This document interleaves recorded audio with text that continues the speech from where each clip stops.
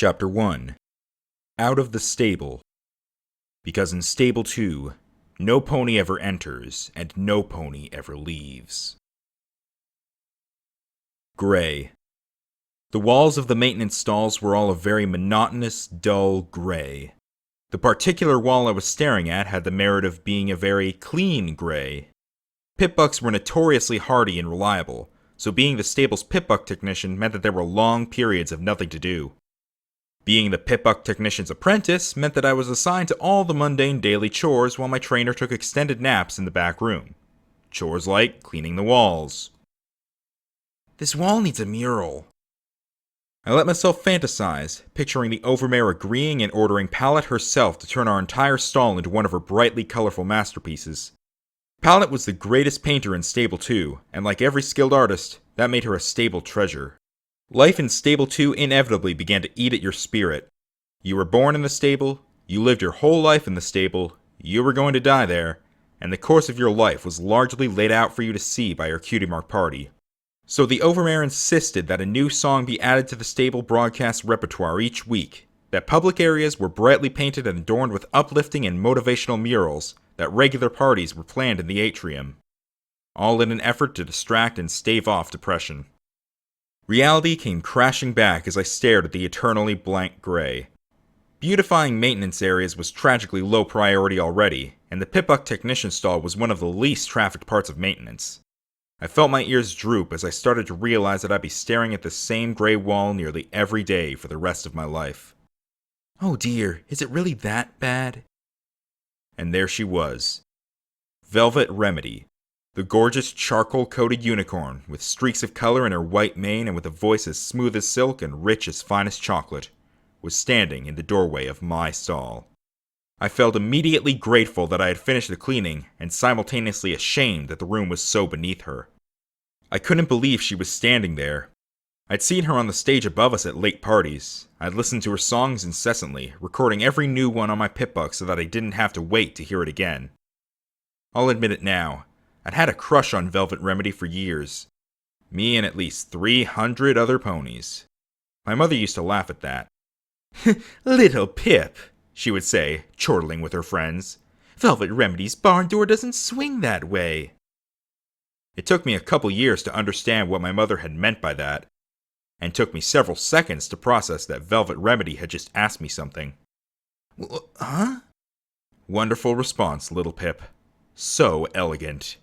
I wanted to dig my way through the concrete floor and pull the chunks over the top of me. She smiled sweetly. She smiled at me. And in that amazing voice, You looked so heartbroken when I came in. Is there anything I can do? Velvet Remedy offered. To help me. I was shocked back to my senses. Velvet Remedy must have some reason to be down here. Some pit-buck reason. It wasn't like she would just go wandering around maintenance after all. Looking around, I realized that I was the only pony on duty. My teacher was, as usual, asleep in his office. Oh, no, it was nothing. I tried to regain composure. How may I be of assistance? Velvet Remedy's expression was both compassionate and unconvinced, but she lifted a forehoof, raising her pit-buck up to my gaze.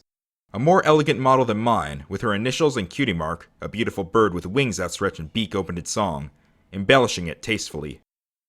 I hate to be a bother, but it's begun to chafe. Could you replace the padding? Oh, absolutely! I was already levitating the special keys used to unlock a pit-buck from a pony's foreleg. As an apprentice pit-buck technician, I had all manner of special precision tools in the pockets of my utility barding. I'll have it done in right quick! The pit-buck came off with a click. Velvet Remedy chuckled hesitantly, lowering her hoof. Oh no, that's all right. Take your time.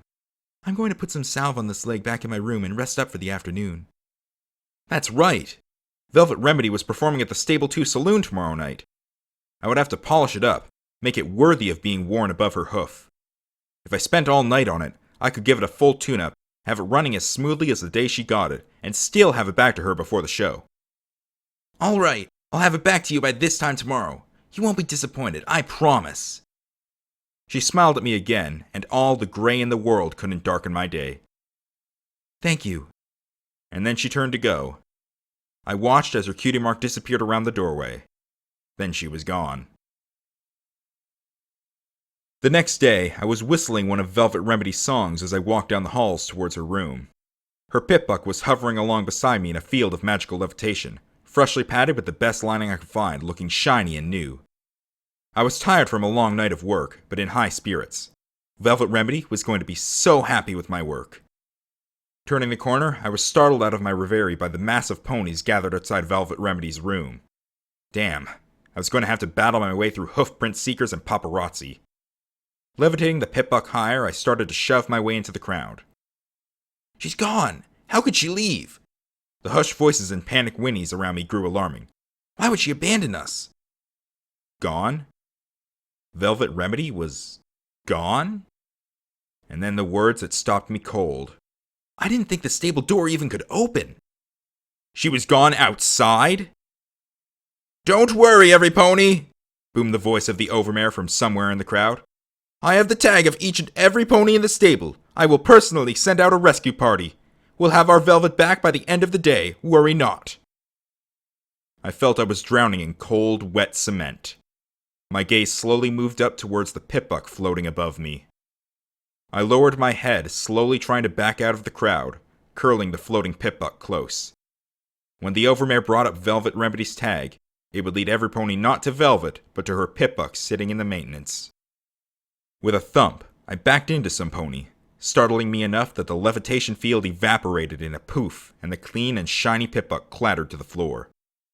Turning, I found myself eye to eye with the overmare. She didn't speak, her gaze turning to the Pip-Buck on the ground. Velvet Remedy's initials and cutie mark clearly visible. What is this? The overmare spoke slowly, dangerously. All eyes turned to me. I could feel every pair of eyes. Nobody spoke. The silence bore down like a lead blanket. My mouth went dry. I couldn't find my voice. I didn't need to. I could feel the wave of loathing. Dozens of Velvet Remedy fan ponies, and I was the pony holding the reason why their idol was lost to them. The overmare's voice was low and surprisingly gentle. Take it and go to your room. Swiftly. She didn't need to tell me twice. I lay on my bed that evening, poking at Velvet Remedy's Pip-Buck as the radio in my own played yet another reiteration of the tragedy of the day. I couldn't believe it. Velvet Remedy was gone. I couldn't understand. How could she leave? Why would she go? The door out of Stable 2 was closed and sealed. Only the overmare knew the secrets to opening it, assuming it even could open. Which, obviously, it could. But why? Nobody really knew what was outside, if there was anything out there at all. Historical books suggested the world outside was blasted, lifeless, and poisonous. That was, at least, the common and logical assumption. But a ghost story some pony told at my first, and only, slumber party had given me horrible nightmares and still lurked in the shadows of my head. A tale of a pony who somehow got the stable door open and stepped outside, only to find that there was no outside. Just a great nothingness that whisked the pony away, devouring her soul so that she was nothingness too. Empirically, I knew that wasn't the case, but the mental image still haunted me. The two things I did understand was that Velvet Remedy had gotten me to remove her Pip-Buck so the overmare couldn't track her with it, and that I was screwed. Being the smallest pony my age, and the last to get my cutie mark, did not facilitate building friendships with my peer ponies. Mother honestly didn't help either, nor did waking up screaming at my first slumber party. So I was used to being alone, but I'd never had enemies before. I'd been beneath the notice of other ponies, but I never had one hate me.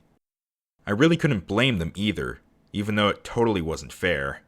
They were upset and hurt and needed a scapegoat. The news hadn't mentioned me by name, just Velvet Remedy's custom-decorated Pip-Buck was found in the possession of a Pip-Buck technician pony. But with a whole two of us, it wasn't hard for every pony to figure out, even without the scene outside her room earlier. The overmare was speaking on the radio. We are all feeling this loss, but I want to remind every pony that Velvet Remedy chose to do this. She chose to leave her home, to abandon us, her family. She betrayed my trust and she betrayed yours, just as she betrayed the trust of the pony who she tricked into removing her Pip-Buck, ensuring we could not find her. I know many of you are angry or hurt. I urge you to direct that anger where it truly belongs. As thankful as I was for her words, it wasn't going to change the resentment that I would face every day, even if every pony kept it to themselves. It hung in the air like old smoke. I distracted myself with the errand pip-buck, taking note of an encrypted file. I had spotted it yesterday, figuring it was probably an unfinished new song. I didn't want to open it then, both out of respect for Velvet Remedy's privacy and a dislike of spoilers, but I guess it didn't matter anymore. The song would never be played. Opening a pouch on my utility barding, I withdrew an access tool that would allow me to remove the encryption safely and easily. It was a sound file. I played it. The override code for opening the door to Stable 2 is CMC3BFF. I shot up in surprise at what I had heard.